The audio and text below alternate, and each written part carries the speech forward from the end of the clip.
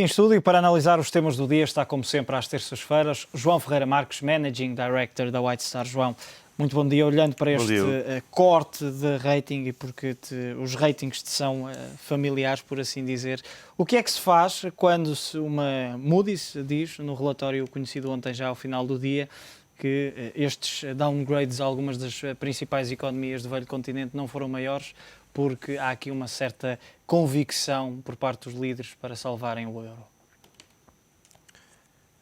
Em primeiro lugar, isto é tudo, mais uma vez, eu repito sempre este tema, não estamos aqui com surpresas nenhumas, isto é esperado, os downgrades já eram esperados. O que a Moody's está por simplesmente a dizer é de que, no entender deles, de uma forma faseada, estão algo expectantes que há de haver alguma solução ou que há algum interesse político na resolução deste problema. Eu acho que começa já a ser também da parte das agências que foram e são criticadas por uma série de motivos, que começam também elas já a ter alguma convicção ou expectativa ou esperança que algo se resolva. Não podemos esquecer que esta crise em si, esta crise fundamental, não me estou a referir exatamente a 2008, com a crise que se começou e que se iniciou com a Lehman, desta crise da dívida soberana, já tem 2 anos, há 2 anos que andamos nisto, há 2 anos que se fala, semana sim, semana não, que há uma nova resolução, que há um novo plano, que há uma nova solução, e vê-se, obviamente, que não há uma solução que seja efetiva, que seja comum a todas as partes e que de facto chegue a uma resolução. Logo, estes downgrades são simplesmente esperados, até se pode dizer que podem pecar por tardios. Estas de rating são, ao contrário do que muitas vezes se diz, são criticadas pelos downgrades e que é por isso que os preços sobem, etc. Está mais do que provado, isto é mais uma questão estatística, que respondem muito mais ao mercado do que o contrário. Aliás, até isto é um pormenor de curiosidade.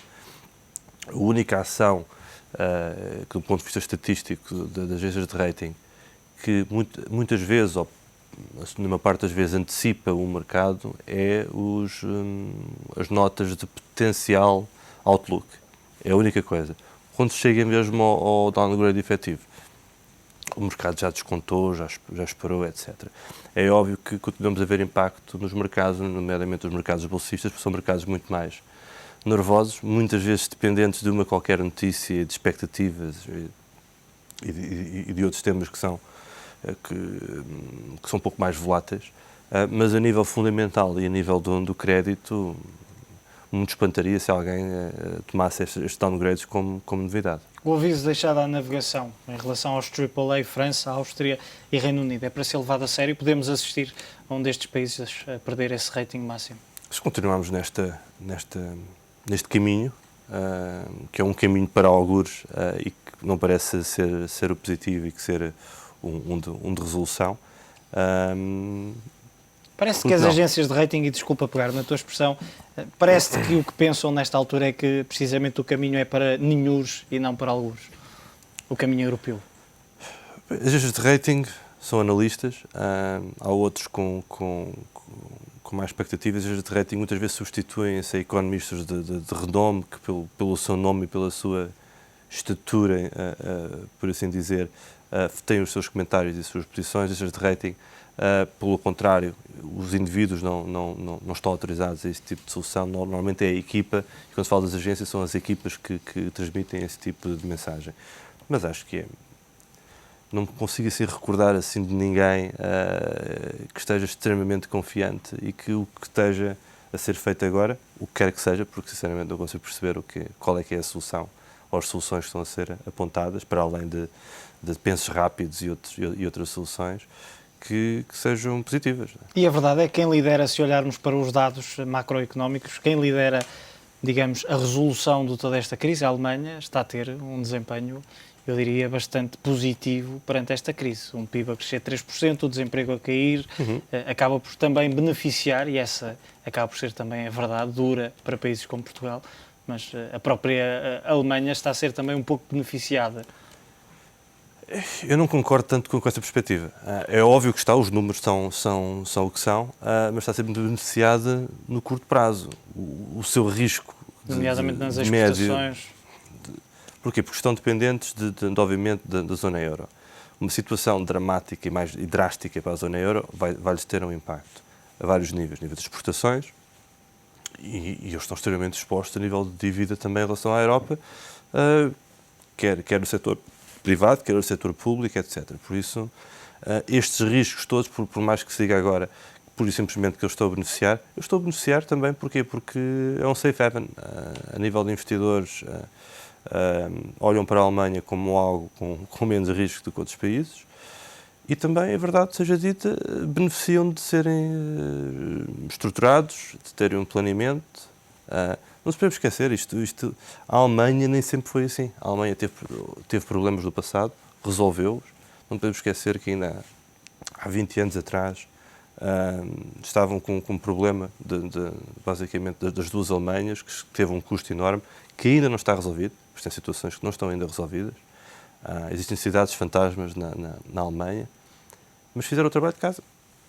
E quando se pode dizer muitas vezes que, até a nível de rendimento, etc., que são bastante superiores ao resto da Europa, mas é sempre a questão da produtividade. Eles produzem, tiveram durante muitos anos os seus rendimentos congelados, porque simplesmente tinham um objetivo de longo prazo e assim o resolveram. Acho que é algo que se pode transpor para outros países e tentar perceber se é isso que existe, mesmo hoje com toda esta crise. A Grécia acho que é um exemplo extremo. Portugal, eu acho que somos diferentes da Grécia de facto. Não gosto muito dessa terminologia. A nível político acho que somos todos europeus e acho que é um caminho errado estar, por simplesmente, a dizer nós não somos a Grécia, os espanhóis dizem que nós não somos Portugal e por aí fora, e somos todos diferentes. Mas falando em termos de realidades, são realidades diferentes. Totalmente diferentes. Eu acho que a Grécia é, de facto, realmente diferente. Eu já disse isto no passado, eu conheço muito bem a Grécia, fui analista na Grécia, estive várias vezes na Grécia, eu conheço a Grécia. A Grécia é um ambiente à parte. Acho que é talvez o país menos europeu da Europa, com uma série de problemas estruturais fundamentais, ainda muito, muito piores do que Portugal, enraizados na cultura diária dos gregos, e que, por simplesmente, estas soluções e esta receita que foi dada à Grécia, devido a toda a sua estrutura, está a ter um impacto muito mais negativo do que está em Portugal. Do que está a ter em Portugal. Pelo conhecimento, e já que tocaste nesse assunto, eu a semana passada colocava esta questão a alguns convidados deste mercado global, que era, parece que estas medidas, este acordo alcançado por parte da Troika em relação à Grécia foi um acordo feito um pouco às cegas, precisamente e tornando este tema complexo por miúdos, porque há muitas contas que são desconhecidas, há muitos esqueletos no armário. Há muitos esqueletos no armário dos gregos, já sabia. Também me espanta que se diga que houvesse grandes novidades, quer dizer, eu cobri esse mercado desde 2002, durante uma série de anos. Toda a gente sabia dos esqueletos, não diria que são esqueletos, obviamente não era tornado público, não havia ninguém a dizer porque estávamos naquele mercado em que tudo ia, que o futuro era super risonho, que não havia riscos, etc. Obviamente que os riscos eram anotados, não lhes era dada era importância, mas a situação grega é bastante complicada, porque todos nós falamos que em vários países existem problemas de corrupção, etc. Mas há que ter a noção que a corrupção e a fuga aos impostos é algo enraizado na cultura e na estrutura grega. Eu falo ainda, como sempre falei, com pessoas na Grécia, as pessoas responsáveis pelas cobranças fiscais, digamos assim, que agora estão a criar um problema, porque por isso simplesmente não é só a questão de haver fundos para serem tributados, é também a questão dessas próprias pessoas não estão a trabalhar. Não estão a trabalhar porquê? Porque estavam habituados a um nível de rendimentos que por isso simplesmente tudo o que era multas, etc., era um rendimento adicional para essas pessoas. A máquina fiscal era o que era, isso era normal. A fuga aos impostos era normal. A economia informal era predominante por completo. Informal, paralela. Informal e paralela, que de tão grande, de pouco de paralelo tinha. E depois tem outras questões, até políticas, que eu não sou um especialista na área, mas acho que há que ter em conta. O orçamento de defesa da Grécia é algo que, para a dimensão da Grécia, é algo que vale a pena olhar para se ter uma noção da dimensão. E isto foi fomentado pelos Estados Unidos e por outros temas, por motivos históricos, pós a Segunda Guerra Mundial, também pela questão que eles têm com a Turquia. Mas, quer dizer, isso são tudo fatores que têm que ser tido em conta. Acho que tem sido tido em conta de uma certa forma. Acho que se pede demasiado aos gregos. Eu, sinceramente, acho que a situação é mais uma bomba relógio, mesmo que tudo se resolva, que cheguem a acordo. É só um adiar do problema. Porque a economia, por simplesmente, destruiu-se. E este cenário, que parece a solução, significa que em 2020 ainda vão estar com uma dívida de 120%, na melhor das hipóteses, se fizerem as reformas estruturais, porque na Grécia é extremamente difícil. E com eleições em abril pode complicar ainda mais a situação. Se tudo correr bem, mas se isso tudo acontecer, também significa que não estão a ir aos mercados, que não têm forma de se financiar e que não vai haver crescimento económico ou muito resíduo. Por isso não tenho grandes expectativas muito positivas em relação à resolução da questão da Grécia. João, um outro tema que também implica esta crise rapidamente, porque estamos a ficar sem tempo, os bónus, os salários dos banqueiros que foram conhecidos, Wall Street foi muito falada depois da crise do Lehman em 2008, precisamente por causa desses prémios exorbitantes já numa altura mais complicada. A questão que as pessoas colocam nesta altura é, e se é que se pode colocar nestes termos, de quem é que é a culpa? De quem é que é o responsável por, numa altura em que os próprios bancos se estão a reestruturar, procuram liquidez, estão a recapitalizar-se, como é que se justifica que se paguem estes salários, estes bónus? Isto agora tudo depende dos mercados.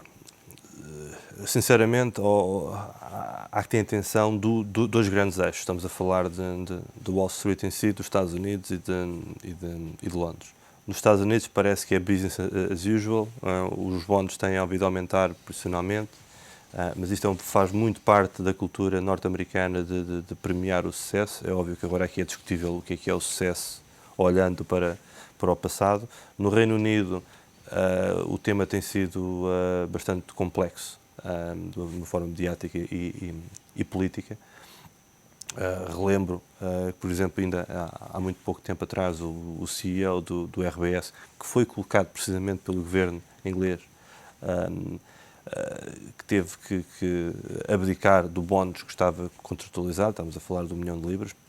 Obviamente que fora do contexto é bastante dinheiro, mas no contexto de outros bancos, etc. Nós estamos a falar de valores muito exorbitantes. Não estamos a falar, por isso estamos a falar de uma questão política e que é fácil colocar as coisas nestes termos. Mas também temos que ver que as pessoas têm responsabilidades e que há que as motivar desde que os resultados sejam alcançados e que haja capacidade para isso, não me choca que valores razoáveis sejam feitos. Agora, voltarmos, obviamente, à questão, aos tempos anteriores, onde se podiam tomar riscos. Eu próprio trabalhei na banca de investimento.